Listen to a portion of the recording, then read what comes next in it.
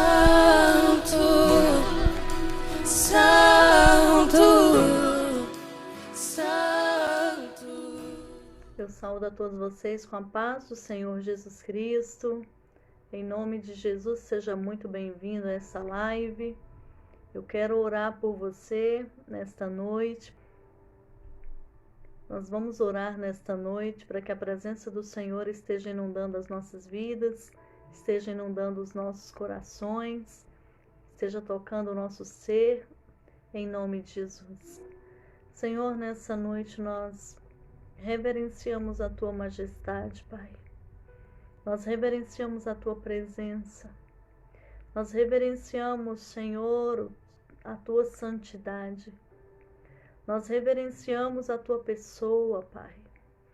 Nós agradecemos porque o Senhor tem acampado os anjos do Senhor ao nosso redor. Nós te agradecemos, meu Deus, porque a Tua presença está sobre nós. Nós te agradecemos porque o véu foi rasgado e nós podemos entrar no Santo dos Santos. Nós podemos, Senhor, nos dobrar diante de Ti. Nós te agradecemos, Senhor amado, pelo Teu infinito amor. Nós declaramos, Senhor, que nada nos separará do amor de Deus. Nem a morte, nem a vida, nem principado, nem potestades, nem coisas do presente, nem coisas do porvir vão nos separar do amor de Deus. Nós queremos, Senhor amado, te convidar, Senhor, a estruturar a mente, a alma e o ser de cada ouvinte. Nós queremos declarar que a Tua presença inunde o ser de cada vida. Nós queremos declarar, Senhor, que nós, meu Pai, vamos reluzir o Teu rosto e ser imitadores de Deus como filhos amados. Nesta noite, Pai, nós queremos abençoar as famílias que estão se aproximando desta live. Nós queremos abençoar, meu Deus, e te agradecer, Pai, porque o Senhor é um Deus que presenteia famílias. Te agradecer porque o Senhor é um Deus que cura corações. Te agradecemos porque Tu és um Deus que se revela. Te agradecemos porque o Senhor tem nos carregado no colo. Nós abençoamos cada idoso que se aproxima para ouvir esse tempo. Nós abençoamos, Senhor, cada homem, cada mulher, cada criança, cada pastor, cada cidade aqui representada, cada país. Nós declaramos que a presença do Senhor Jesus seja derramada sobre cada vida de uma maneira profunda e especial. Senhor, leva-nos além de nós e nos ensina, Senhor, que o maior presente que um ser humano pode ter é a intimidade com o Teu Espírito Santo. Eu quero louvar o Teu nome nesta noite. Queremos render graças ao Senhor, porque o Senhor é bom, porque a Tua misericórdia dura para sempre. Muito obrigada por ter nos escolhido, porque não fomos nós que escolhemos o Senhor, foi o Senhor quem nos escolheu e nos designou para que possamos dar frutos e que os nossos frutos possam permanecer. Obrigada pela honra de sermos escolhidos pelo Senhor. Obrigada pela honra de termos sido tecido desde o ventre da nossa mãe para um grande propósito sobre esta terra. Obrigada pelo Teu grande amor, em nome de Jesus. Amém, queridos? Antes de começar o nosso estudo, você que está chegando agora, seja bem-vindo. Nós estamos trabalhando alguns assuntos concernentes à saúde emocional. Estamos estudando autores cristãos que têm muito a nos ensinar, porque a Bíblia diz que Deus deu sabedoria e Deus deu dons aos homens, né? Então, nós estamos fazendo um trabalho lindo a nível de saúde emocional, tendo em vista que muitas pessoas nos procuraram, e também estamos agora incluindo nesse trabalho um assunto sobre o luto, né? Porque é de nosso interesse que cada pessoa que perdeu um ente querido nessa pandemia consiga atravessar essa pandemia, né, de uma forma saudável.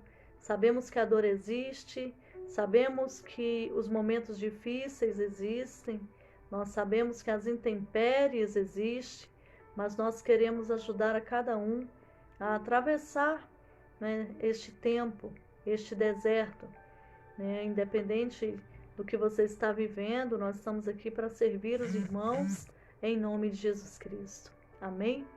E nesta noite também eu quero deixar claro que nós estamos trabalhando assim também porque temos muitos idosos que não leem mais. Então o Senhor pôs essa estratégia no nosso coração de passarmos um tempo trabalhando uma leitura saudável, né, até mesmo para que eles possam participar. Amém, queridos? Então que Deus possa abençoar a sua vida, que o Senhor encha o nosso entendimento de sabedoria, de compreensão, em nome de Jesus.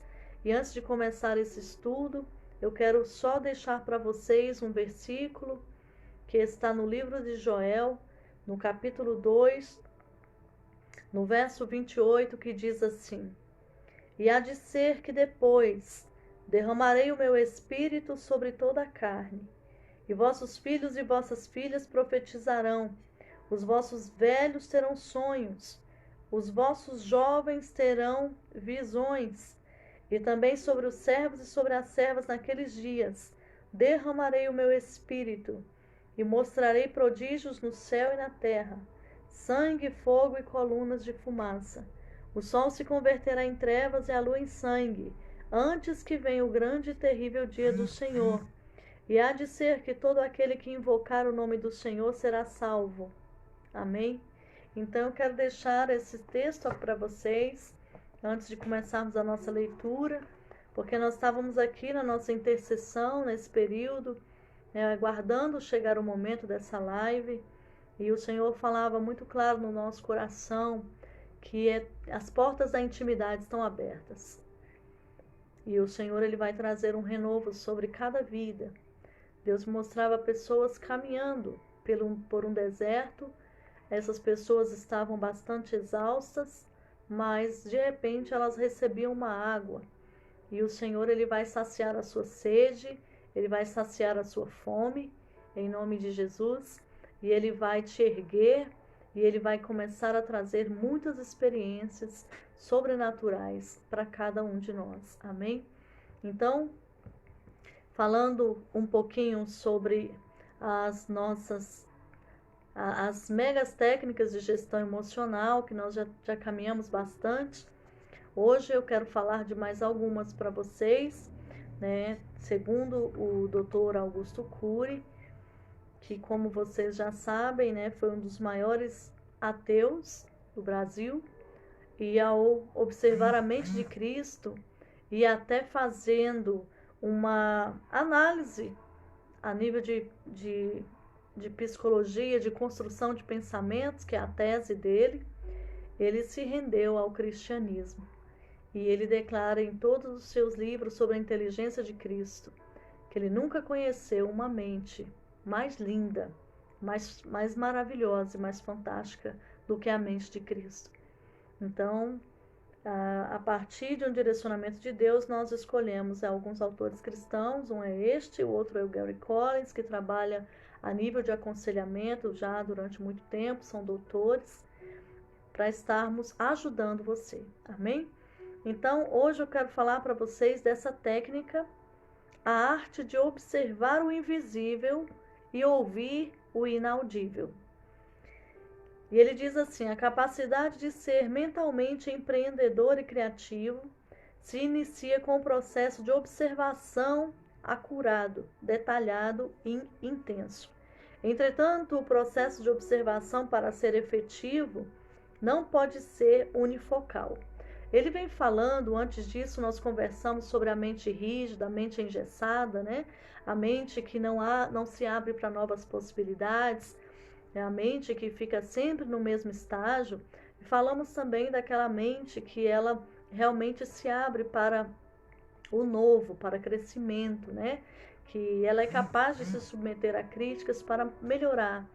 Então ele vem dizendo que para você ser uma pessoa empreendedora e criativa, você precisa entrar neste processo de observação, mas não é aquela observação que você vai ficar observando só um ângulo, né? Uma mente que vai observar todos os ângulos, né? Uma mente que vai observar de forma detalhada, de forma intensa, e uma mente que vai trazer uma observação multifocal, ou seja, em muitos focos, né? Você vai poder observar muitos lados, muitos ângulos, né? Dentro da sua vida e no nível geral. E diz também que depende de um processo de captura de dados e interpretação isento de tendências, que enxergue além da imagem e escute além dos limites do som. Então ele vem trazendo aqui sobre uma mente liberta, né? No caso, esta mente ela vai observando, ela vai capturando dados, e esses dados que ela está capturando, eles são dados que não estão presos a tendências ou a preconceitos, né? A gente observa, simplesmente observa. Se eu fosse linkar aqui com a Bíblia, eu diria: observe, né, sem preconceitos e sem julgamentos. Né? Ou não julgue para que você não seja julgado, porque com a medida que você medir, você será medido. Então, é uma observação sem julgamentos, né? E ele fala que um líder empreendedor, um líder inovador, ou seja, aquele líder que tem contato com o novo, né? Seja ele empresarial ou educacional, ele é uma pessoa que observa muito e fala pouco. Ele usa mais os olhos do que a língua. E ele não tem uma necessidade neurótica de ser o centro das atenções. Por treinar a arte de observar por múltiplos ângulos, um líder empreendedor, ele vai aguçar a sua percepção, ele vai detectar algumas desatualizações, né? Ele aqui no caso ele fala das empresas, desatualizações sobre crises financeiras, conflitos sociais. Então ele vai observar e ele vai detectar antes que os sintomas apareçam. Então ele vai fazer um trabalho preventivo, né, com a sua empresa, e no nosso caso com a igreja, ou com a sua própria vida, com a sua família. E ele diz que essa pessoa se torna um inovador, um especialista em mergulhar dentro de si, refletir sobre os dados que capta e libertar a sua imaginação. Ou seja, ela vai criar caminhos. E muitos líderes não inovadores, por outro lado, eles só enxergam que fracassaram quando a sua empresa está à beira da falência, ou quando se dão conta tarde demais de que se tornaram profissionais jurássicos ultrapassados. Ou seja, ele diz que os líderes que são pessoas que não são inovadoras, ele só vai enxergar o momento difícil quando acontecer. Ele só vai enxergar a falência quando acontecer. Então, ele não vai trabalhar o antes. Ele só vai trabalhar no momento da catástrofe, né? No momento difícil. Porque, segundo o doutor, eles são lentos para perceber que o mundo está em mutação. Então, eles não enxergam a necessidade de inovar. É aquela pessoa comodista que diz: não, está tudo bem, né? Está tudo tranquila, conformada com tudo, né? Ser proativo, superar o cárcere da rotina. É necessário que você tenha uma mente que observe e que atue antes que o mal aconteça. Como nós já demos o exemplo da formiga. Elas trabalham no verão e no inverno, no momento difícil, elas estão extremamente providas.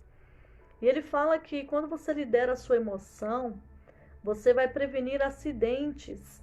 E quando você treina líderes para que eles ouçam o inaudível, ou seja, ouçam sem que nada seja dito e enxerguem o invisível, né? Então ele diz assim: olha, quem só enxerga os sintomas visíveis, ele é um operador, ele não é um estrategista. E o Senhor, ele quer gerar na nossa vida uma sabedoria, um discernimento, uma inteligência, trazendo aqui para a nossa fala cristã, que nos leve a observar as coisas antes que venham a acontecer e ser um estrategista.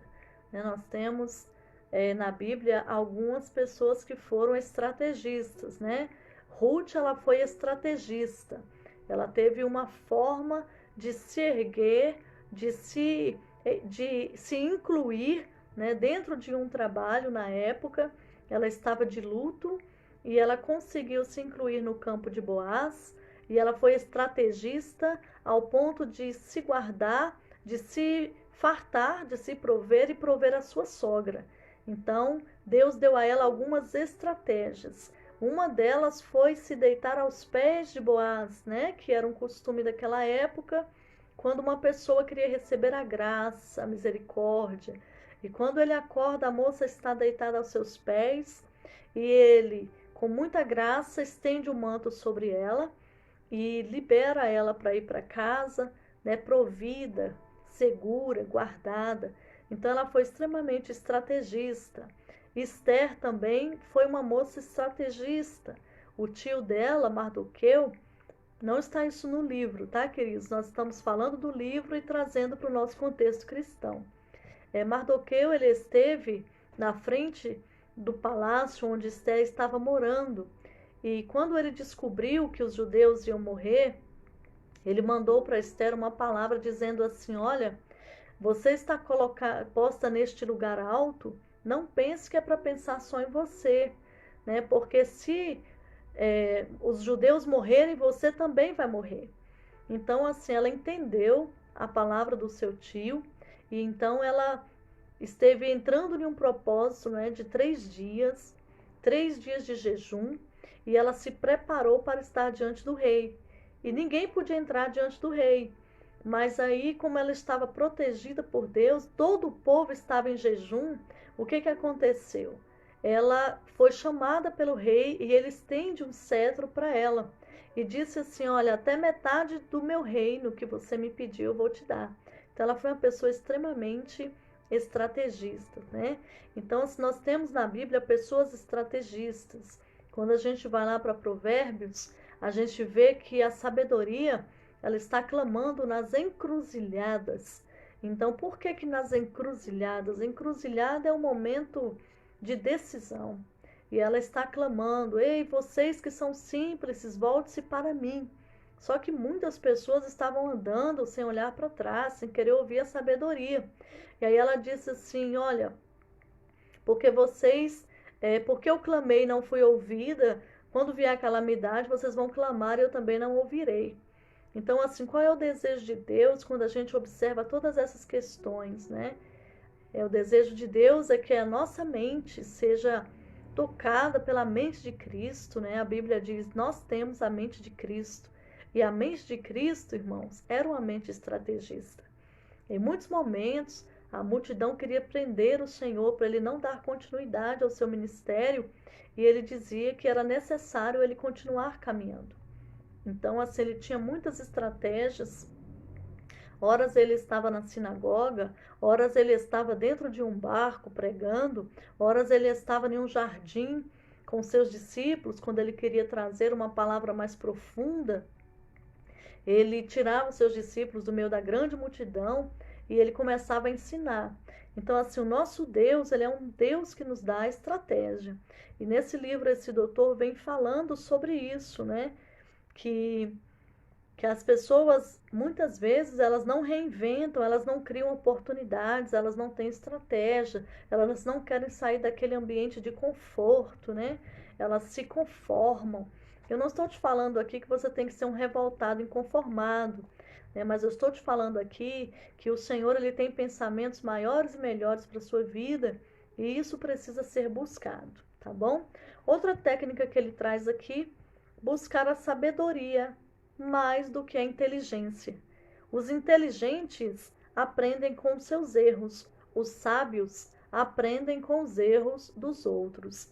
E a gestão da emoção convida os líderes não inovadores a serem mais sábios do que inteligentes, mais empreendedores do que recitadores de respostas prontas. A gente está nessa era, irmãos, da informática, essa era da informatização, e esse doutor, juntamente com outros doutores e até cientistas, mostram que é a era da maior passividade mental que já existiu em toda a humanidade.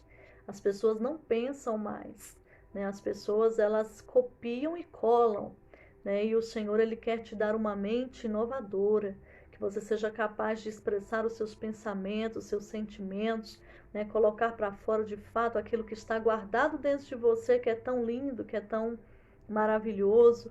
A gente está bem acostumado e estamos vendo em todos os momentos as respostas prontas, né? Os chavões.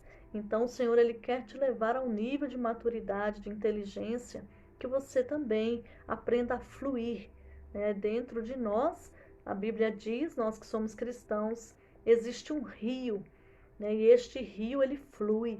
É um rio de águas vivas. E este rio é o Espírito Santo.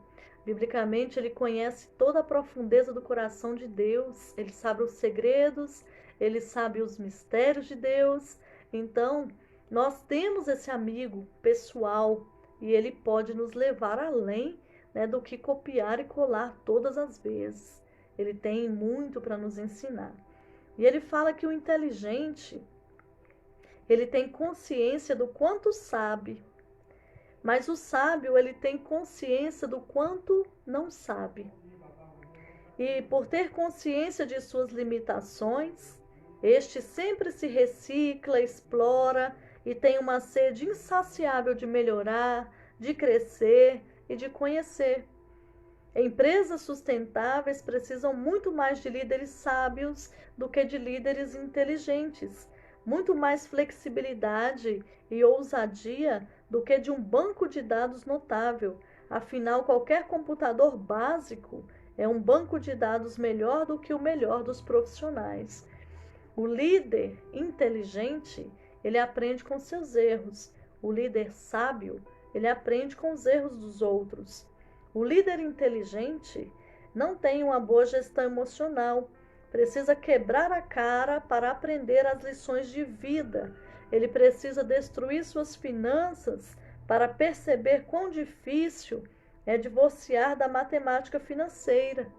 Ele precisa falir o seu relacionamento para entender as diferenças entre o essencial e o trivial. Nós já falamos para vocês aqui em uma outra live sobre o essencial e o trivial. O essencial é aquilo que de fato eu preciso. O trivial é só um desejo, né? E antes de gastar com qualquer coisa, eu preciso me perguntar: isto é essencial ou é trivial? Eu realmente preciso disso, né? Então ele vem falando aqui que o líder aqui, neste caso da psicologia, o líder inteligente, ele até que é inteligente, mas primeiro ele apanha antes de aprender, né? Ele passa por momentos difíceis antes de aprender. Ele perde relacionamentos antes de aprender. O sábio não. Ele é um excelente observador. E ter notável capacidade de aprender. Ele assimila as crises dos outros. Ele assimila os conflitos de seus amigos. Ele assimila a trajetória turbulenta dos grandes homens da história, a derrocada das empresas que foram à bancarrota e as ferramentas dos empreendedores que se reinventam e das empresas que se tornam sustentáveis. E o líder sábio economiza energia, ele economiza tempo e ele economiza etapas, porque ele observa as experiências dos outros e ele cresce com as experiências dos outros, né? Então ele não precisa sofrer para aprender. Alguém passou algo na sua vida, ele observou, ele aprendeu, ele já cresceu. Ele não precisa passar por aquilo. E ele não tem vergonha de ser flexível e de ser aberto a sugestões, né? Não é vergonha nenhuma receber sugestões. Não é vergonha nenhuma ser flexível. Não é vergonha nenhuma ser aberto, né? E sob o ângulo da gestão da emoção, as diferenças entre um líder inteligente e um líder sábio são gritantes. O inteligente se informa muito, enquanto um líder sábio, ele observa muito. Um líder inteligente reage pelo fenômeno bateu, levou, né? O fenômeno bateu, levou é aquele fenômeno do impulso, da reação, do que eu tenho que fazer é agora, eu preciso responder rápido. E nós já conversamos sobre isso. Você precisa se dar ao tempo de pensar, né? Se dar ao tempo de não resolver as coisas no impulso. Então ele fala que um líder sábio reage pelo fenômeno assim: bateu, pensou. Ao invés dele falar, alguém me bateu, eu vou bater também? Não, alguém me bateu, eu vou pensar sobre isso antes de reagir. Um líder inteligente, ele ama a arte de responder. Um líder sábio, primeiro ele elabora a pergunta e ele elabora respostas profundas e ele vê se vale a pena responder ou não. Existem momentos na vida, eu li um livro, depois eu posso compartilhar algumas coisas com vocês, sobre o poder do silêncio. Às vezes, o silêncio é a melhor resposta. Às vezes, ficar calado e não se justificar é a melhor resposta, né? Um líder inteligente, ele gosta de falar, ele quer ser o centro das atenções. Um líder sábio, ele gosta de ouvir e ele só aparece quando é necessário. Um líder inteligente, ele impõe ideias, controla os liderados, quer se autopromover. Um líder sábio expõe suas ideias, instiga os seus liderados e gosta de promovê-los, gosta de que eles cresçam. Um líder inteligente, ele só transfere informações, gráficos, metas. Olha, vocês vão ter que bater meta, viu? Se vocês não ganharem tantas pessoas nesse semestre, você não vai ser obreiro coisa nenhuma. Então, assim, e eles têm mais chance de formar servos, é diferente do líder sábio. Porque o líder sábio, ele é empreendedor, ele é inovador, ele transfere muito mais do que somente dados. Ele tem a sua vida como um testemunho. Ele transmite o capital de suas experiências. Ele é capaz de falar para os seus liderados sobre as suas derrotas, sobre as suas tristezas, né, para que os seus colaboradores entendam que ninguém é digno do sucesso se não as utilizar para alcançá-lo, né? Então, assim, ele não tem vergonha de mostrar para os seus liderados a sua humanidade. Assim, o líder sábio, ele vai formar pensadores, que esses pensadores podem substituí-lo. Então, você é um líder sábio ou inteligente? Né? Em que área você precisa comprar o tesouro da sabedoria? Então, assim, ele vem trazendo sobre essa questão. Que lindo, né?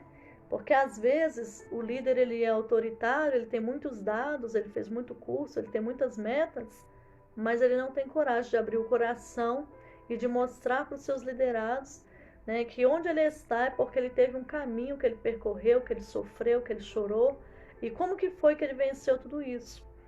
Então, assim, é muito importante que nós continuemos a buscar essa sabedoria do Senhor, tá bom? Outra técnica que ele traz aqui é sobre a dor.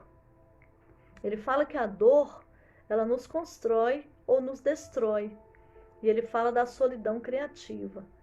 Nenhum tipo de dor, seja ela física ou emocional, ela é agradável. Por isso, poderíamos pensar ingenuamente que sem a dor, seja ela qual for, o ser humano seria mais feliz. Tem pessoas que falam, eu odeio sentir dor, né? Sem a dor eu seria mais feliz. Aí o doutor, ele diz o seguinte, essa observação é falsa.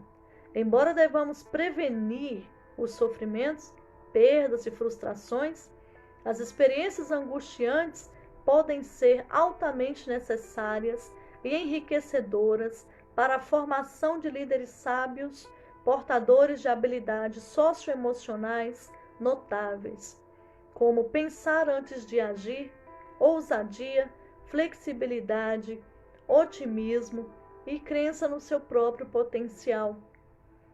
Não há ousadia sem superação de vexames. Não há garra sem superação de críticas. Não há capacidade de começar tudo de novo sem apostar em si. Não há autonomia sem trabalhar falhas, fracassos e lágrimas e crises emocionais.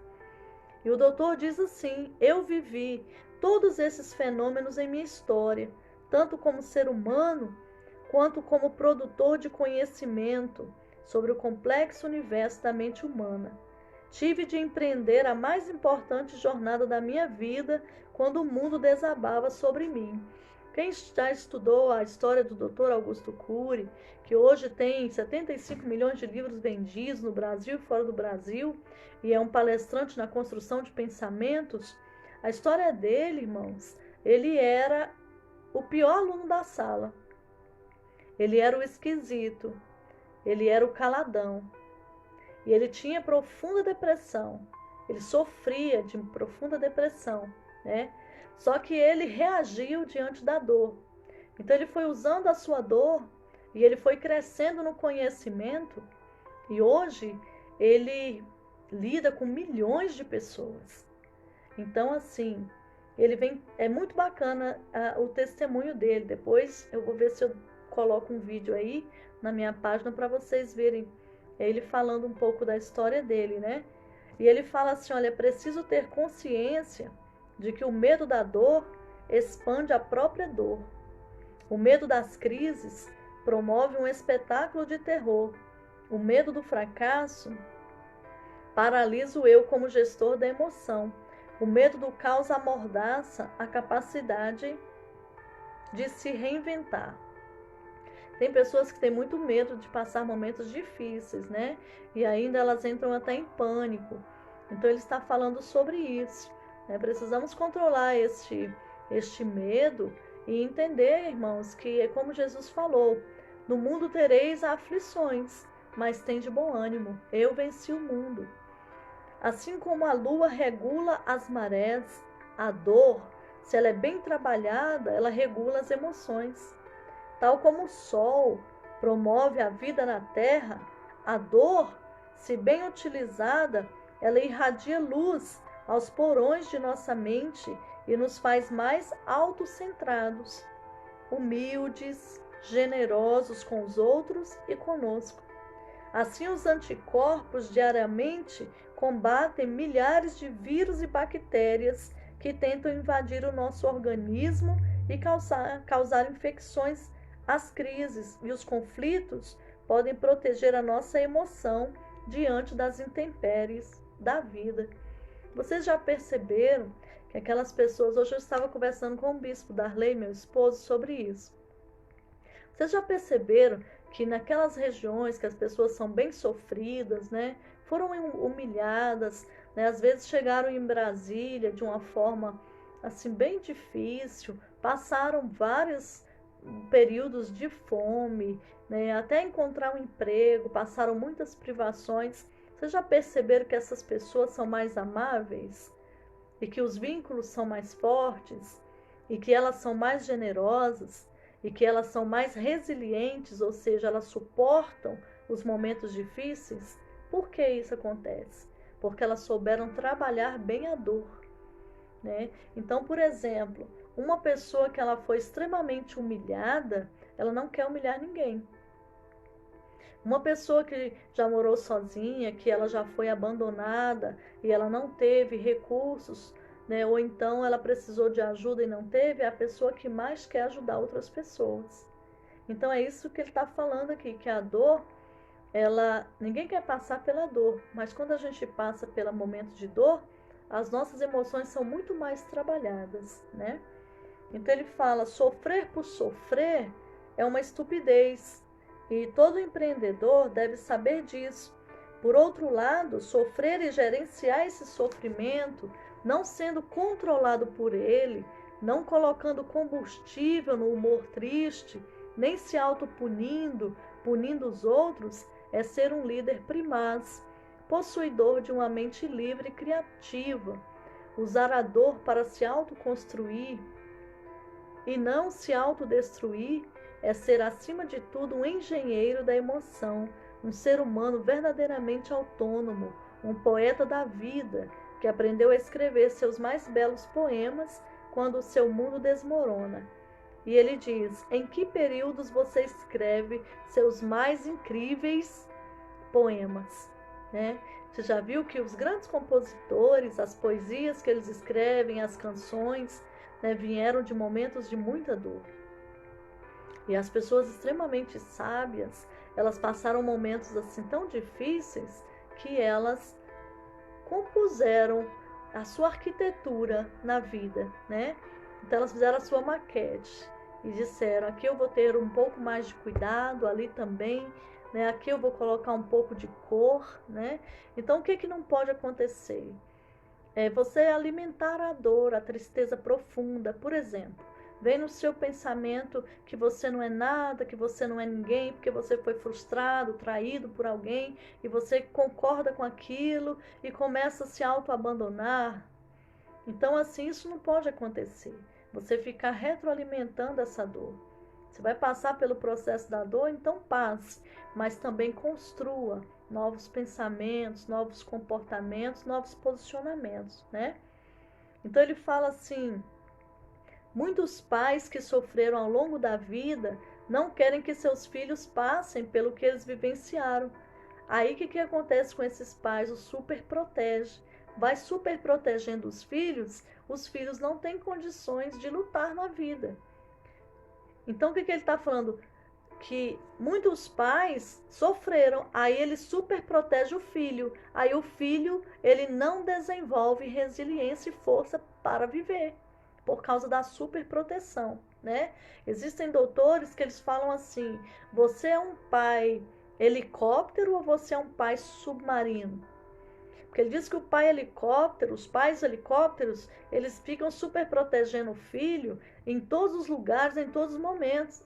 Então, se esse filho passar por uma situação difícil, ele não sabe resolver. E ele diz que os pais submarinos, né, existem doutores que falam isso, inclusive a filha do doutor Augusto Cury, a doutora Camila Cury, ela fala sobre isso, que os pais submarinos deixam eles caminharem e orienta, mas eles estão caminhando juntos, né, mas eles não estão super protegendo, eles estão acompanhando, né? O que o submarino faz? Ele vai por baixo do mar, né? Então eles estão acompanhando, eles estão observando tudo, mas eles não estão super protegendo, né, no sentido de não deixar essa criança ou esse filho crescer. Não, aí a pessoa cresce e não sabe passar pela dor. Quando se depara com a dor, Deus me livre o que eu vou falar, mas muitos até se matam, porque não sabe lutar, não tem resiliência, não tem força, não sabe resolver nada. Então cuidado com a super proteção. Aí ele fala que esses pais querem super proteger, aí enche os filhos de presentes, evitam frustrações, né? E esses pais estão cometendo um crime educacional. Não sabem que seus filhos precisam passar por certos desapontamentos para elaborar experiências e formar, consequentemente, plataformas de janelas light, que é aquelas janelas que nós abrimos para bons pensamentos e para bons comportamentos, né, que alicerçam funções notáveis como tolerância, paciência, resiliência e prazer sustentável. Então, o que ele está falando? Tem pais que ficam enchendo o filho de presente quando ele está com qualquer probleminha, e essa pessoa ela não cresce na paciência, na tolerância. Muitos desistem, né? Muitos nem querem mais voltar à escola. Por quê? Porque talvez passou uma frustração com o professor e eles não souberam guardar as suas emoções, né? E ele diz assim que dar presentes em excesso, ele vicia o córtex cerebral. Olha o que esse doutor está falando, causando um efeito similar ao efeito das drogas. O que é o córtex cerebral? É aquela região do nosso cérebro onde as informações elas vão ficar armazenadas, né? Por exemplo, quando uma criança está aprendendo matemática e a repetição das tabuadas da matemática, ela vai liberar essa informação para o córtex cerebral. Então, por que a gente aprende as coisas? Porque o nosso córtex cerebral, ele absorveu as informações. Por isso que a repetição é importante. Por exemplo, no balé clássico, aquele repetir dos passos, ele está fazendo com que o corpo aprenda um novo vocabulário que está indo para o córtex cerebral, E aí quando essa pessoa for fazer uma adoração com danças, no exemplo, ela vai saber exatamente o passo que ela vai fazer. Por isso que a gente fala. Essas informações vieram para o córtex cerebral, né? Então o que ele está falando? Quando você fica viciando seu filho em presentes, excessos de presente, é o mesmo efeito das drogas, né? Então, assim, com o passar do tempo, a cada presente, o jovem fecha o circuito da memória, acostuma-se somente com prazer, mas não se excita, tornando-se um mendigo emocional. Ele precisará de muitos estímulos, né, para sentir migalhas de prazer. Assim como o usuário de drogas precisa aumentar cada vez mais a dose para sentir os mesmos efeitos iniciais, o pai que superestimula os filhos com produtos e não com diálogo, a troca, a contemplação do belo, o contato com a natureza e as artes, precisa aumentar cada vez mais a oferta de presentes para que eles se estimulem minimamente. Então, assim, ele fala assim que tem pais que não colocam limites nos seus filhos e discutem com os professores quando os professores querem liberar um limite sobre os seus filhos. E ele fala que isso é um erro muito grande, né? E sem aprender a lidar com limites, seus filhos não terão uma liderança emocional. Esses jovens, quando se tornarem adultos, serão pequenos ditadores, cujas vontades terão de ser atendidas prontamente. Quando tais pais perceberem o seu erro na formação dos filhos, já terão perdido o controle sobre eles. Crianças e adolescentes têm de passar por frustrações. Isso aqui eu já ouvi de outros doutores, outros cientistas. Tem que ouvir o não. Tem que saber lidar com a dor. Enfim, tem de elaborar suas experiências para amadurecer ou então serão eternas crianças. Somente assim, o seu eu arquivará plataformas de janela light que financiarão as nobres funções da inteligência.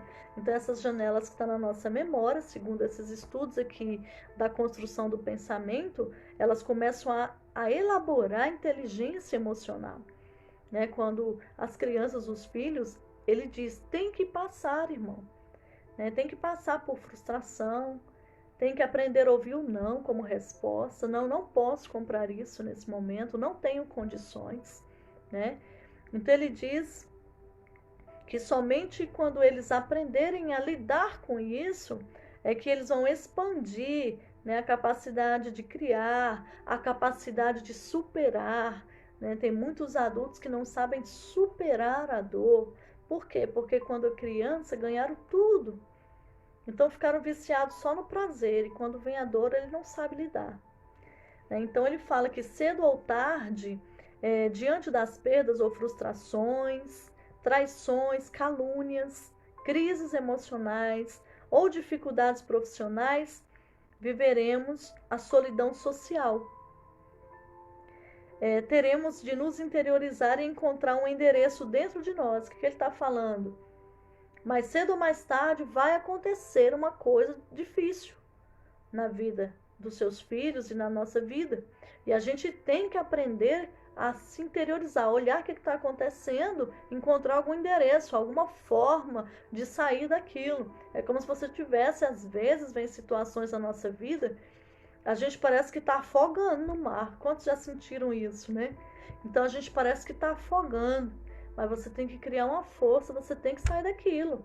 E nós que somos cristãos, a gente fala, em nome de Jesus, você vai conseguir. Então ele fala, muitas pessoas não sabem o que fazer quando se sentem só. Isso não é verdade, gente? Tem muita gente que não sabe lidar com o silêncio. Não sabe lidar com a solidão. Tem gente que não fica sozinho dentro de casa. Então ele fala que as pessoas se perturbam, ficam agitadas, incomodadas. Elas não sabem se autoanalisar, não sabem conversar com elas mesmas. Então ele fala que essas pessoas estão voltadas só para fora. Tem gente que não se encara, né? Não encara a própria dor. Então ele vem falando que quem sabe usar essa técnica vai ver que a solidão vai deixar de ser destruidora e vai se tornar um canteiro para a criatividade. A solidão criativa é fundamental para se ter uma mente brilhante, produtiva, saudável.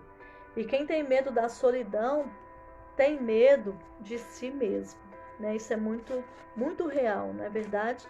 Então, assim, a gente precisa entender que mais cedo ou mais tarde, situações difíceis, elas vão acontecer, né? E essas situações, elas têm que nos levar a olhar para dentro de nós e encontrar caminhos.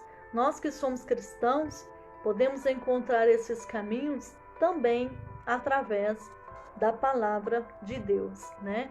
E fazendo um link também sobre o luto que nós estamos trabalhando desde ontem, eu não serei muito demorada. Eu quero falar um pouquinho para vocês sobre esse momento difícil que acontece na vida das pessoas, né? E quero te falar um pouquinho dos efeitos desse luto. Então, assim, na fase inicial do luto, que é um momento difícil que nós passamos, né? Agora nós estamos falando, trabalhando com Gary Collins, ela vai se caracterizar por um choque. Já viu pessoas que entram em choque, elas ficam meio que paradas, assim? Entorpecimento, negação, choro intenso e às vezes prostração. Então é importante que a gente saiba isso, por quê? Porque a gente tem que respeitar o momento do outro. Quem tem que se interiorizar e conseguir sair da crise é a pessoa, tá? Então, assim, depois disso vai surgir um período de intensa tristeza, agitação, apatia, lembranças do passado, solidão, distúrbios do sono. Finalmente, os sintomas do luto vão diminuindo gradativamente e aí então a pessoa vai retomando as suas atividades normais. E os sintomas desse luto, por exemplo, eu vou te falar alguns efeitos físicos do luto. A perda de um ente querido pode prejudicar a saúde. É verdade que, pelo menos nos Estados Unidos, as viúvas e viúvos não parecem consultar o médico ou ir aos hospitais com maior frequência do que os casados da mesma idade. Mas vários estudos demonstram que a tristeza ela vai inibir o sistema imunológico do corpo. Então, a resistência aos vírus e a outros organismos patológicos vai diminuir, principalmente durante os 6 meses de luto. A taxa de mortalidade vai crescendo sensivelmente durante os primeiros anos de viuvez. Esse cientista aqui, falando do momento de dor, que é o momento de luto, ele fala que há um aumento marcante dos casos de insuficiência cardíaca congestiva, hipertensão, derrames e câncer. Então ele fala que quando a pessoa fica viúva, pode acontecer, por causa da tristeza, que o sistema imunológico ele já não responde bem, né? Então essa pessoa já foi comprovado cientificamente que ela pode morrer se ela não se cuidar, tá? Com doenças cardíacas, hipertensão, derrames e câncer. E ele fala que teve um estudo realizado na Escandinâvia. Esse estudo ele foi feito com 95 mil pessoas viúvas e a taxa de mortalidade durante os primeiros 5 anos de viuvez foi uma taxa de 6,5%. Diz que foi mais alta do que estavam esperando e também teve uma taxa muito alta de suicídios, que era de 242%, né? E uma taxa de mortalidade por acidentes de trânsito era mais ou menos 153% superior. Então, quando a pessoa está passando por luto, ela tem que ter muito cuidado, né? Porque tem muitas pessoas que elas se matam mesmo, né? Então, assim, a gente está trazendo esse estudo e lendo junto com você, entendendo que os nossos idosos precisam de uma leitura também, para que muitas pessoas que perderam entes queridos nessa pandemia consigam, em nome de Jesus, levantar a cabeça e agir e reagir, tá? O luto também, ele pode impor um estresse muito alto sobre o corpo, num período em que as pessoas se encontram menos capacitadas para resistir ao ataque das doenças. Existem muitas evidências que o estresse intenso ou prolongado, ele vai alterar o equilíbrio do corpo e ele pode causar muitas enfermidades, né? Inclusive algumas muito graves. E o estresse também, ele vai causar exaustão, fraqueza, dores de cabeça, indigestão, falta de ar, perda de apetite, insônia. E para muitas pessoas, os primeiros meses após a perda do ente querido trazem muitas dificuldades de ordem física. Outro efeito, efeitos emocionais e cognitivos, né? O luto, ele vai afetar a maneira como uma pessoa se sente, ele vai afetar o seu modo de pensar. É comum ocorrer depressão, né, após a morte de um ente querido, assim também como é comum sentimentos de ansiedade, vazio interior. Tem gente que se sente culpado, se sente com raiva, sente irritabilidade, afastamento dos outros, ela não quer estar muito perto, ela não quer muita conversa. Tem pessoas que perdem a memória, né? Outros, por exemplo, que perderam filhos, eles têm lá o seu esposo, a sua esposa, eles se desinteressam pela área sexual. Tem inúmeros sonhos com morto, pesadelos. Tem erro do julgamento, né? No caso da viúva ou do viúvo, tem aquela sensação da solidão. Tem pessoas, irmãos, que perdem o gosto pelas coisas, tornam-se desorganizados e sentem que até mesmo as atividades mais simples, que antes eram atividades automáticas, agora vão requerer um grande esforço e uma considerável energia para se gastar, né? Então esse médico aqui, ele fala que geralmente ocorre um aumento do número de coisas que tem que ser feito. Por quê? Porque a pessoa, ela vai perdendo o gosto. Então, o trabalho de casa vai acumulando.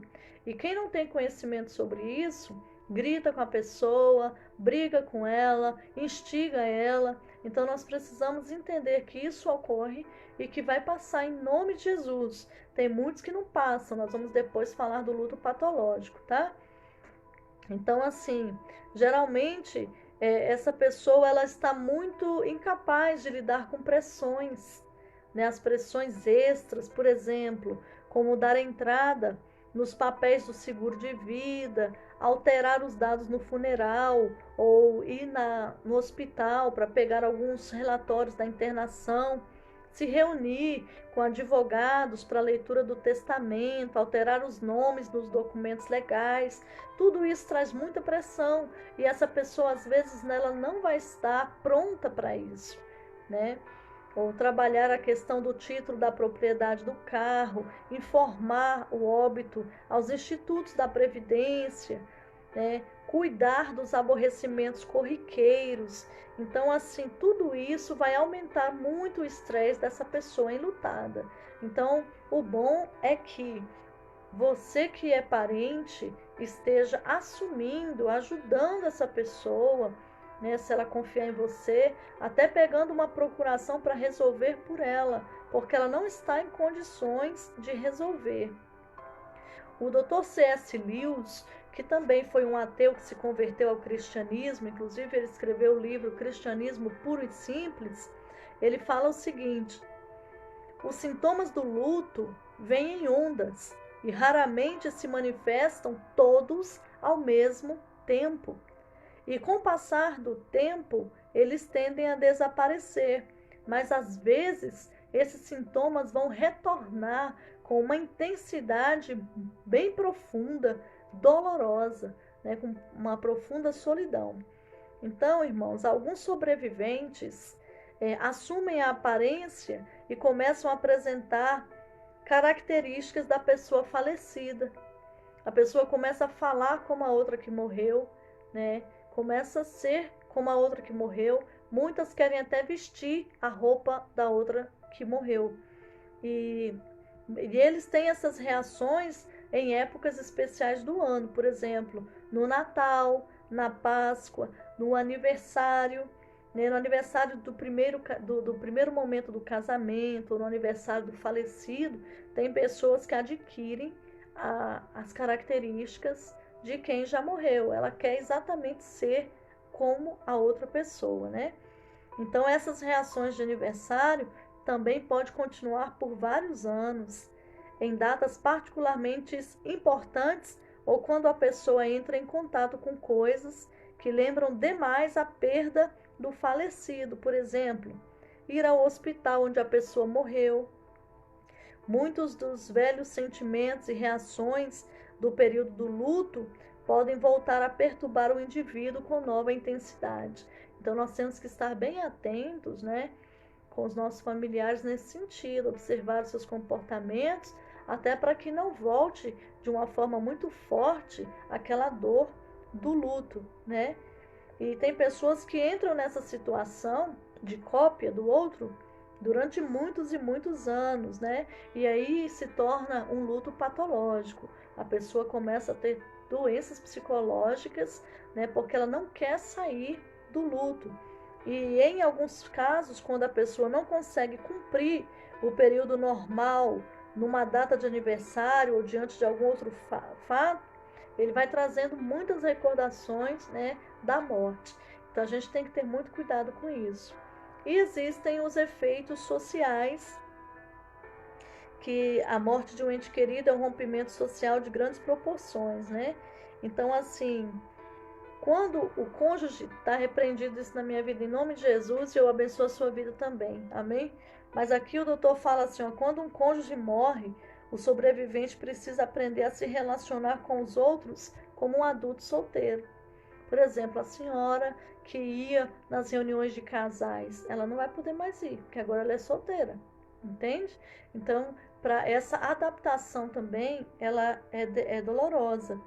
E o relacionamento entre o cônjuge remanescente e a família do falecido geralmente também podem sofrer algumas tensões novas e inesperadas, principalmente se o cônjuge que sobreviveu pensar em namorar. Isso pode trazer muitas tensões, né? E tudo isso tem que ser muito bem trabalhado a nível familiar. Os velhos amigos também podem não saber como se relacionar com o cônjuge remanescente.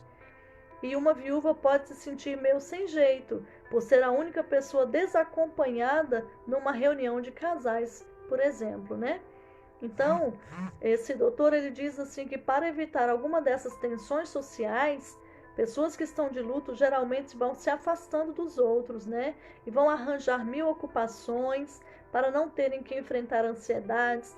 Então, muitos começam a viajar e nenhum desses comportamentos em si é prejudicial, mas cada um deles pode se tornar um meio de se negar à realidade. Nós sabemos que a negação e fantasia, até mesmo dentro das rejeições, não é saudável, né? Tem gente que nega tudo. Então, hoje eu não vou falar nessa questão de pecados escondidos, mas existe um sintoma da rejeição, que é o medo de ser rejeitado, que a pessoa começa a negar. E também ela pode negar a realidade. Ela pode dizer, não, meu esposo só está fazendo uma viagem. E entrar num estado patológico de luto. Outro efeito, que é o quarto, e aí aqui a gente vai dar essa pausa, encerrar, e amanhã a gente continua, é o efeito patológico, tá? As reações patológicas já é quando vira uma doença. Ocorre quando o luto ele é negado, protelado, ou então o luto fica interminável, ou o luto fica distorcido de tal forma que a pessoa sente medo, culpa, desamparo, né, e outras evidências patológicas. E ele vem trazendo aqui várias evidências patológicas, né, que as pessoas elas ficam assim. Eu vou falar aqui rapidamente e a gente encerra esse momento. Relutância em falar sobre o morto, acompanhada de grande tristeza, sempre que o nome do falecido é mencionado. A pessoa corre, se esconde, entra no quarto, ela não quer falar sobre o morto, tá? Tendência de falar do morto usando o tempo presente. Exemplo, ela está aqui conversando com vocês, aí vamos supor uma pessoa que morreu, E ela fala assim, não, ele também concorda comigo no que eu estou falando. Só que o ele não está lá, ele morreu. Então é um problema, né? A pessoa vai desenvolvendo essa doença patológica, entenderam? Fala do outro que morreu no tempo presente, como se estivesse vivo. Ameaças claras ou sutis de autodestruição, por exemplo, vai com Deus e até mais, amanhã eu estou aí. Você tem que ficar ligado, porque talvez essa pessoa está pensando em tirar a sua própria vida. Depressão profunda e persistente, muitas vezes acompanhada de culpa e baixa estima. Ah, eu poderia ter feito isso, eu poderia ter feito aquilo, né? Aquela culpa. Ou então eu que não tive tempo de levá-lo no hospital e ele morreu, a culpa é minha. Tem que ter cuidado com a culpa. Um comportamento antissocial, ela fica isolada. Hostilidade extrema, mau humor ou culpa. Hostilidade, briga com todo mundo. Muito mau humor, né? E se culpa. Consumo excessivo de álcool ou uso de drogas. São lutos patológicos, a pessoa já está doente mentalmente, tá? Retraimento e recusa em se relacionar com outras pessoas. Impulsividade, ela é impulsiva, ela não consegue controlar as suas emoções. Doença psicossomática persistente, né? Então aí vai entrar problemas neurológicos, problemas psicológicos, que é uma vertente bem profunda para a gente falar nesse pouco tempo, mas a gente vai tocando em alguns pontos, tá? Veneração de objetos que lembram a pessoa falecida e o vínculo que havia entre ele e um enlutado. Tem pessoas que literalmente idolatram uma camisa, uma caneta, uma cadeira. Então, essa veneração é um luto patológico. A gente tem o respeito de entender o tempo da pessoa, né? E às vezes de desfazer das coisas. Agora, se tornou veneração, idolatria, já é patológico. Recusa em arrumar o quarto da pessoa falecida ou em se desfazer de seus pertences. Oposição a sugestões que procuram aconselhamento. Você fala para a pessoa, vamos procurar um aconselhamento, eu vou com você. Não quero, não preciso. Isso é muito perigoso, tá? Oposição a sugestões, já falei, recusa de demonstrar emoção ou de parecer afetada pela morte. Ou então a pessoa, o que acontece aqui? A pessoa diz, não, estou sofrendo, não, estou tranquila, estou bem. Então isso é muito perigoso também, tá, gente? Ou então uma atitude alegre, eufórica, aquela atitude explicada com todo respeito, o regozijo no Senhor. Né? A pessoa acabou de morrer, aí o outro tá lá, aleluia, eu estou muito feliz porque ele está no céu, glória a Deus. Então isso, gente, é patológico, tá? Porque todos nós vamos sentir, sim, a dor do luto. E o excesso de ocupações. Tem gente que não para de trabalhar um minuto sequer, tá? Então, assim, são sintomas patológicos e eu vou dar essa pausa, amanhã a gente continua. Então, meus queridos, nós estamos aprendendo para poder ajudar pessoas a observar mais e saber como lidar com elas, tá bom? E nós vamos estar também orando pelo seu Zezé, né? Ele está na UTI, né? Ele está fazendo hemodiálise, tá bom? Então nós vamos orar e orar por você que está aqui conosco, em nome de Jesus. Alguns tiveram que sair porque fazem cursos, né? E outros não gostam de tocar no assunto de luto, mas a gente tem que aprender tudo e reter o que é bom, tá bom? Então eu agradeço vocês que ficaram até agora. Às vezes o assunto é um pouco extenso. É verdade. Então, olha, a nossa querida ovelha Eneida, ela tá falando assim, ó, só sabe quem passa, né? Só sabe a dor de um luto quem passa, né? E muitas coisas são criticadas. Então, assim, gente, tem pessoas que elas não entendem a dor do outro, né? Então, elas não entendem a dor do luto. Então, assim, elas criticam aquele que está sentindo a dor. Então, assim, o nosso intuito aqui é aprender, né? Para que nós possamos ajudar outras pessoas, tá certo? Entender o processo delas, entender o que elas estão vivendo, né? Então assim a gente vai caminhando, né? Caminhando com muito amor. E tem gente que critica mesmo, como eu falei, briga, grita, né? Então a gente vai entendendo. E esse conhecimento você pode estar passando para essas pessoas, ajudando essa pessoa. Olha, nós fizemos um estudo científico, então assim, eu quero te ajudar, né, a caminhar nesse tempo de luto. Então, como nós falamos, às vezes a dor do luto repentino de uma pessoa que está na flor da idade é muito pior do que aquela que foi, que nós já sabíamos que ela iria falecer, né? Vai doer, vai, mas é uma dor diferenciada, amém? Então, gente, muito obrigada aí a Eneida também pela sua colocação, né? Que Deus possa abençoar cada um de vocês. Vamos orar.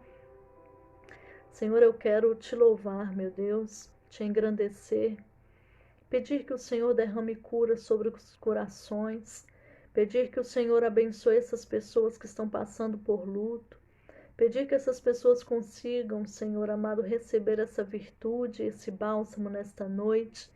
Eu quero abençoar os meus irmãos e abençoar todos que estarão conosco nesta live, mais tarde ou na madrugada, e declarar, Senhor, que haja cura nos corações. Nós oramos pelo seu Zezé, nós oramos para que o Senhor ponha as suas mãos sobre ele, e oramos também em nome de Jesus, Pai, pela vida da Eneida, Senhor, que tem sido uma guerreira por estar sustentada pelas mãos do Senhor nesses momentos difíceis que ela viveu. E nós oramos por todos que têm vivido luto. Nós queremos pedir que as mãos do Senhor ajude essas pessoas. Nós oramos para que o luto não seja patológico. Nós oramos para que, em nome de Jesus, cada uma consiga fazer uma boa gestão das suas emoções e passar por esse momento. Que elas encontrem forças no Senhor. Nós oramos para que a sabedoria esteja sobre nós, que possamos nos amar e nos liderar com sabedoria, e também abençoar a todos que estão debaixo do nosso cuidado com sabedoria. Eu quero abençoar a mente de cada um, em nome de Jesus. Amém, queridos? Deus abençoe, em nome de Jesus. Amém, Richelle. É um prazer, tá? A gente faz um trabalho diferenciado a nível de conhecimento para ajudar vocês e vamos caminhando. Graças a Deus, são mais de 100 lives gravadas e muitas pessoas sendo ajudadas, muitos pastores, né? Pastora Benta, Paz do Senhor. E todos vocês que são líderes, que Deus te dê muita sabedoria. Tá bom, gente? Muito obrigada. Tenha uma ótima noite, em nome de Jesus.